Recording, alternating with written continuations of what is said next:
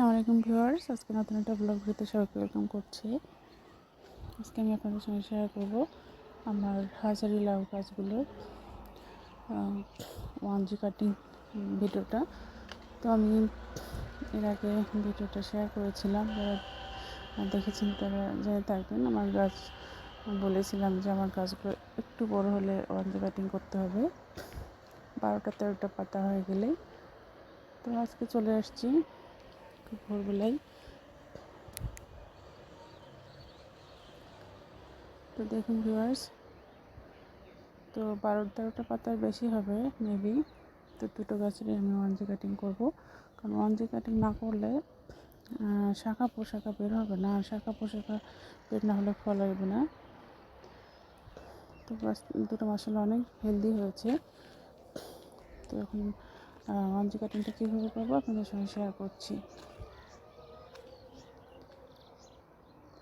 তো এভাবেই আগাটা ছেটে নিতে হবে, আর এটাকে মূলত 1G কাটিং বলে। তো যে সেটা নিলাম, আর সাইড দিয়ে এখন ডালপালা বের হবে ভিউয়ার্স, আর এখান থেকেই মূলত লাউ ধরা শুরু করবে। তো একইভাবে আমি আর একটা গাছেরও 1G কাটিংটা করে নিচ্ছি।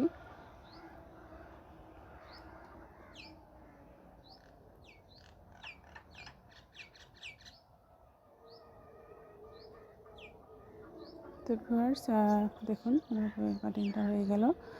আর আমার আরও দুটো লাউ গাছ আছে, ওদিকে মিষ্টি কুমড়ার গাছও আছে, আপনাদের সঙ্গে শেয়ার করবো।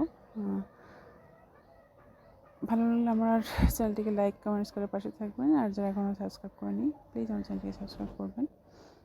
তো ওই গাছ দুটো আমি 1G কাটিং করে দিয়েছিলাম, মিষ্টি কুমড়ো গাছ, লাউ গাছ। ফুল চলে আসছে, কতগুলো ডালপালা বের হয়েছে আপনারা দেখুন। তো এভাবে 1G কাটিং করেছি, আর ডালপালাগুলো ছড়িয়েছে, আর ডালপালা থেকেই এই ফুল আসছে, ফুল থেকেই ফল আসবে। তো ভিউয়ার্স, যারা জানেন তারা তো জানেনই, যারা জানেন না তাদের জন্য হেল্প করবে। আমি আগে জানতাম না। তো একটা যখন লাউ গাছের ডাল বের হয়, তো আমরা অনেকে ভাবি এই ডাল থেকেই লাউ ধরবে। তো আমি আগে জানতাম না, আমি টিউটোরিয়াল দেখে এটা শিখেছি। তো অনেকেই আমার মাধ্যমে শিখবেন। যদি ভালো লাগে চ্যানেলটিকে সাবস্ক্রাইব করে পাশে থাকবেন। এভাবে আমি মিষ্টি কুমড়োর গাছটাও করেছি। তো ভিউয়ার্স, মিষ্টি কুমড়ো গাছটা খুব ছোটো থাকতেই আমি 1G কাটিংটা করেছিলাম। আর এখান থেকে কিছু ডালপালা আমি